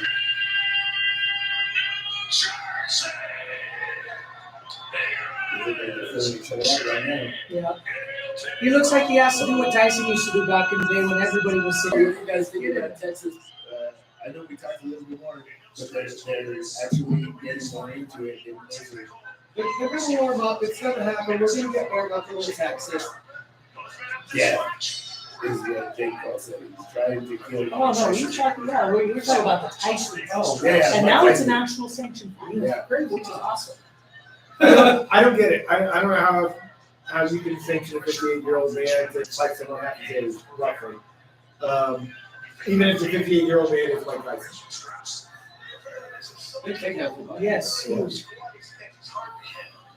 kind of surprised about the fact that was his, knowing how big of a knockout on this is, that would be his first negative attack. Quite smart. 'Cause I would have expected. It probably has to do with the height. He wants to bring him down to his level just a little bit. Right now, you don't have to deal with that 6 inches. Let me just get in front of you and start. Yeah, let me go ahead and use my strength to that ground and pound that I know how to use. Copy his height advantage to Strauss. Wow, we're getting those whenever you start balding. Right. He's You're body really shot. showing it. He's not seeing how to get to Daniel's head, but yeah, the little combo is that. Nice little combo.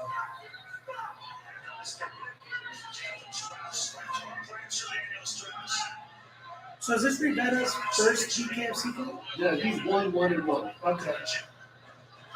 You think they rematch on him? I don't know if Rivera could get to a suitable weight. Oh, there we go. Another takedown for Buckley. So I don't know if I want to see John on the scale at 45.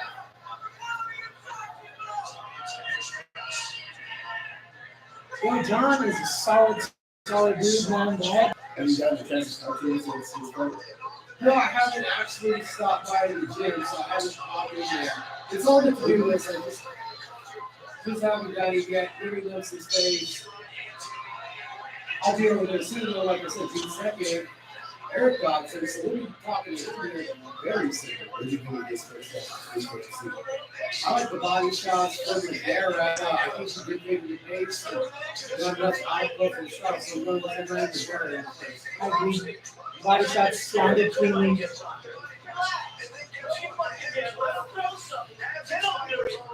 This first round right here on the UFC, we got 2 takedowns for Joaquin Buckley. I haven't seen that. But they're going to implement this. He's been working on it, man. He's becoming into a more well-rounded fighter. And, you know, this guy is very long. Like I said, he must be just trying to bring down his level. And What do you think of John Jones on his Twitter? oh, what did he say? Oh, he's been saying a lot on his Twitter. The other day, I was at the gym and saw Rick Jackson. I grabbed Greg and I'm like, hey, John Jones on Twitter sounds like a kid that had been like at summer, like at his grandparents for summer. And he just got back to school and got to see all his friends. And so excited, talking about wanting to fight and wanting to do this. And I was like, that's a good analogy. And Greg was basically like, I thought we were fighting Stipe and retiring. All I know now is we're fighting Stipe. Go to fight about that. Yeah, because he said he may not retire. Exactly, but that was the confirmation if you wanted. They expected to retire after the Speedway fight, and now that John again with the injury, Oh, nice overhand right. Oh, good body shot. realized Oh, look that at he's that. missed Beating his body. that left arm clinch, rapid fire right hands get dirty. Yeah. Clears everything. As long as you're throwing, and BKFC, you're okay. And that's not- As long as you're throwing and as long as your hands do not connect. So they want basically one arm wrapped, one arm active.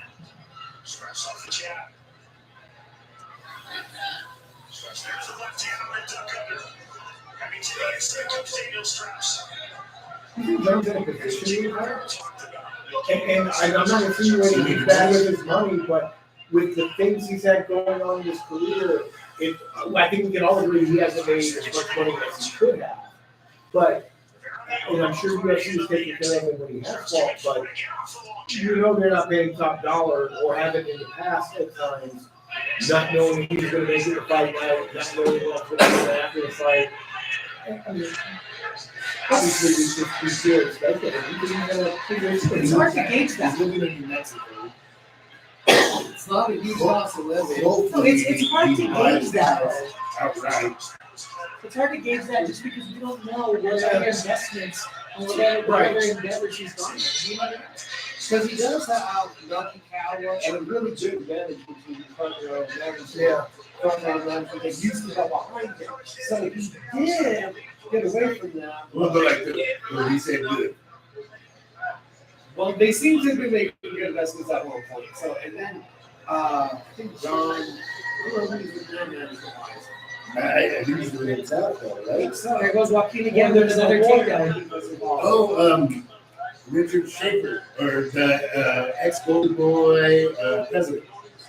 yeah, so he has that good representation. So I would trust him more than anybody in MMA as a man.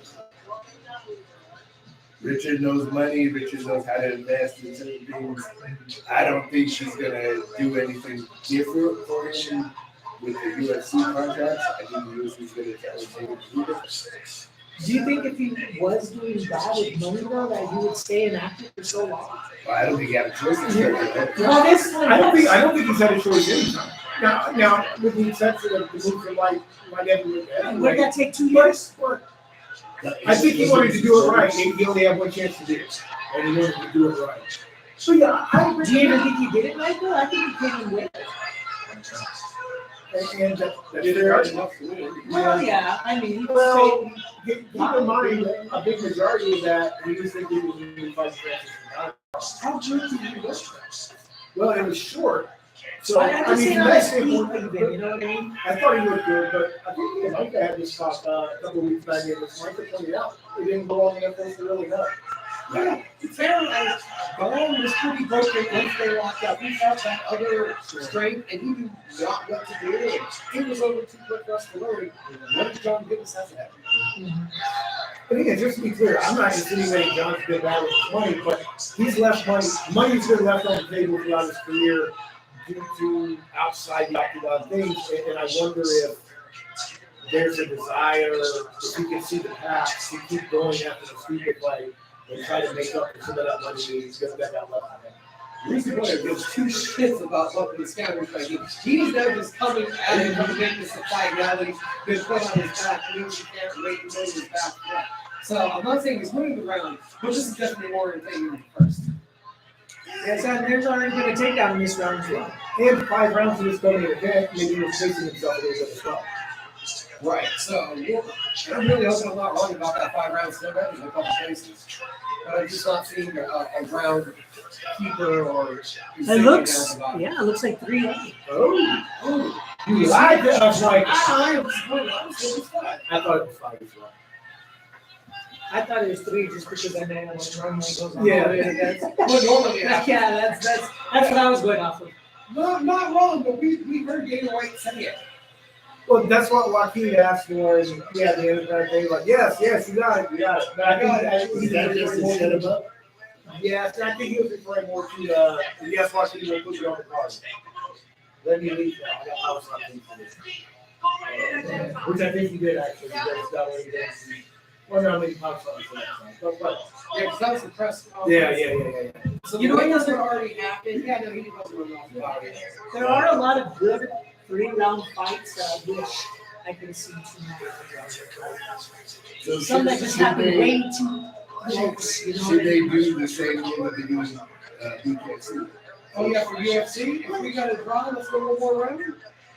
I'd be We got a draw, so I mean, I think, yeah, I'd be fun to have a title fight, but then there's no more draws than we actually see. If this just happens in a regular fight, personally, I don't care enough to make them go back out and fight another round. But I wouldn't necessarily be opposed to it either. So the biggest one that I see was the Gilbert Burns and what's the Russian guy's name? Which Russia? Chimaev? Yes, Chimaev. That was, yeah. I don't know if Chimaev could win another round, though. He was pretty fast on that one. Yeah. Have we seen him fight that fight yet? Not since that one. That was a 3. That was a 3-round. I don't think he's won 5 yet. Because he was supposed to with Diaz and had to take on Holland instead, right? Is that what you just wait? We have to fight for the round. Yeah, and Ferguson was done. Yeah, Ferguson. Ferguson. Yeah. You know, we haven't seen him go 5 yet.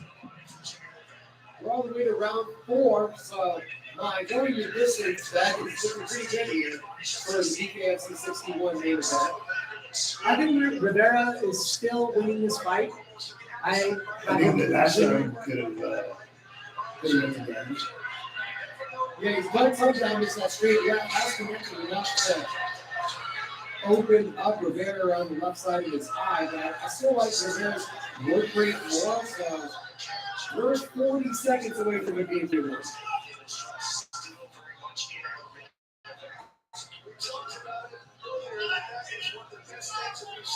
His body shots have been landing really thin. And his dirty boxing is much better. Next week, the UFC is back in the Apex. We have a fight night again. It is a featherweight main event. Edson Barbosa taking on the UK's LeBron Murphy. That's going to be your main event, co-main event, Chaos Williams, Carlos Aaron's. This is more of a familiar fight night in the card, where you're saying this is a little bit of a step under Angela Delta. Adrian Yonas is a talented bantamweight.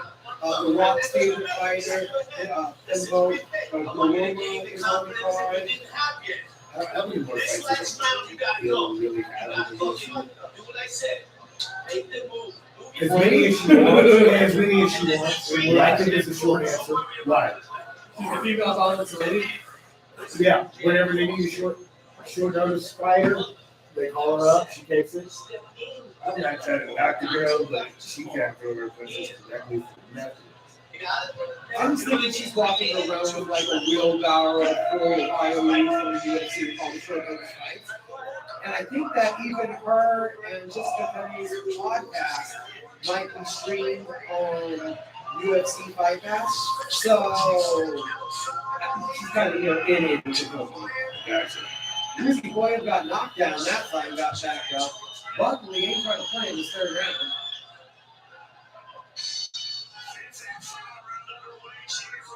BKFC made it.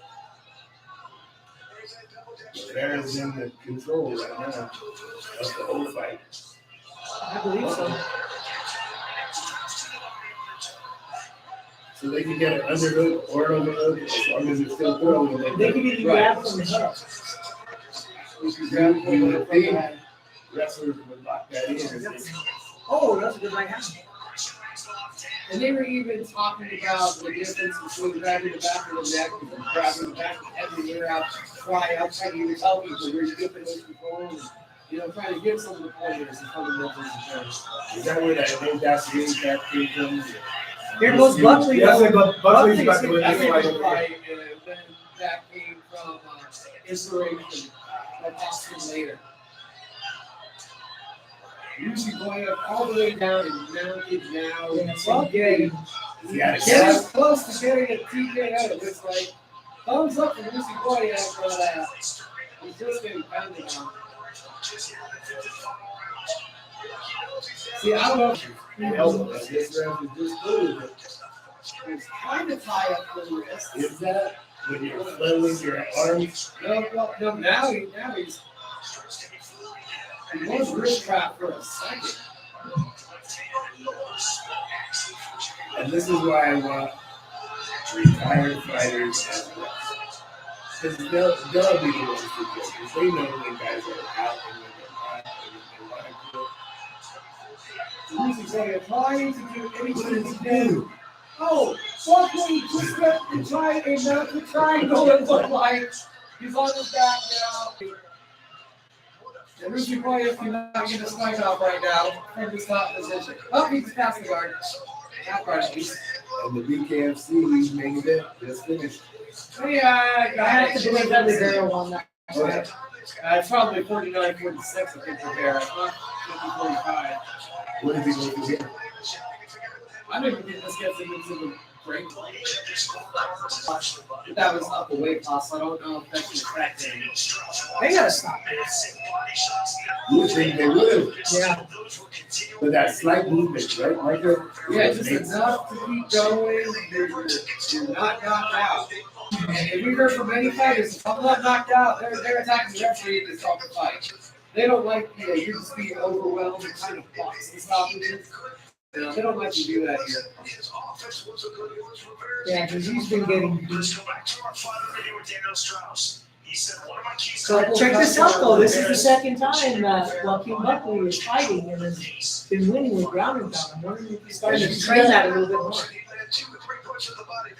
I'm not saying no. Ruby Boyes rolled down and is just flailing with his legs.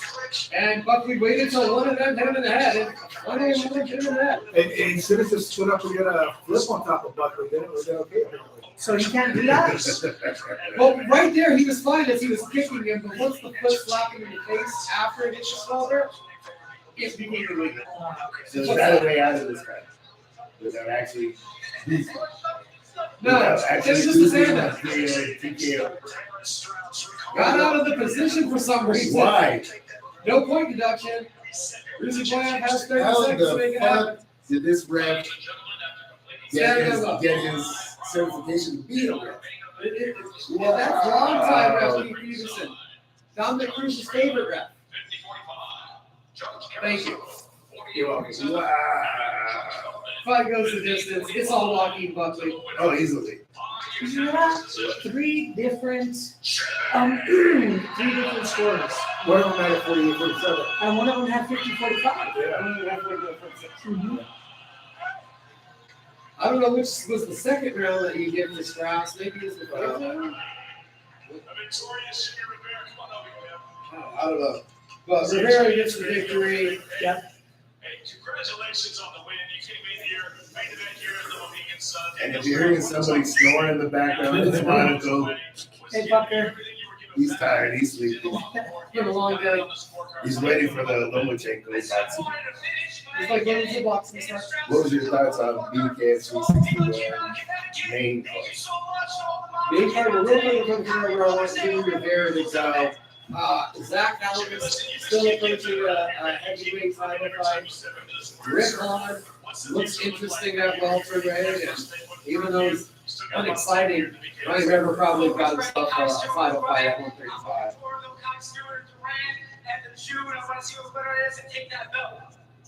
I think they might give it to him just because of his name. Depends how the division plays out. Rivera is a headliner. Maybe he could jump over. Might be tempted to put him at 5 in the rankings now. Louis Lopez was at 5, but got slapped by Cazano. I know that was upper weight class. Where does BKFC go inside? Not sure if it's going to be Saudi, Abu, or Dubai, but it looks to be on tap. I agree with Crystal, but I wouldn't be surprised if by far would be making that international debut, and I kind of think that's when John's going to fight next. This is crazy as well, man. Like, never see a fight where they win or lose in BKFC where they don't come with a touch on the face. Yeah. Unless it's very, very quick. You know what I mean? They come like this, 5 rounds, you're getting cut up. fights now. Now I know why they only fight for 10 minutes. Exactly, you're taking that down because we don't need a longer fight. Yeah, we don't need 25 minutes worth of fighting. Right here. Unanimous decision for Buckley as well. But check that out, like I said, takedowns and ground and pound, which is what he did the last fight as well, and we know him to be a stand-up fighter and a knockout. Huge winner in our main event, Jimmy Rivera versus How long does the main event for the UFC last? The same can be said in our co-main. 2 rounds, Two that rounds. match. Straight from We the gotta UFC. put it up on the big screen. Yeah, I'd say let's do that. Yeah, I think you gotta put the over-under at around an hour. World title challenger, bare knuckle fighting, championship at 145 pounds. Because if Derek Lewis can't knock him out in a round and a half, I don't think Derek Lewis cares about fighting past that. Not saying he would just quit, but I think he would open himself up and wind up getting caught. On the rope one? Oh, Lord. Nice win for Buckley, though. Yeah, great win from. What does he want, 3 in a row now? Or was it 2? Where does Buckley go from here? Building momentum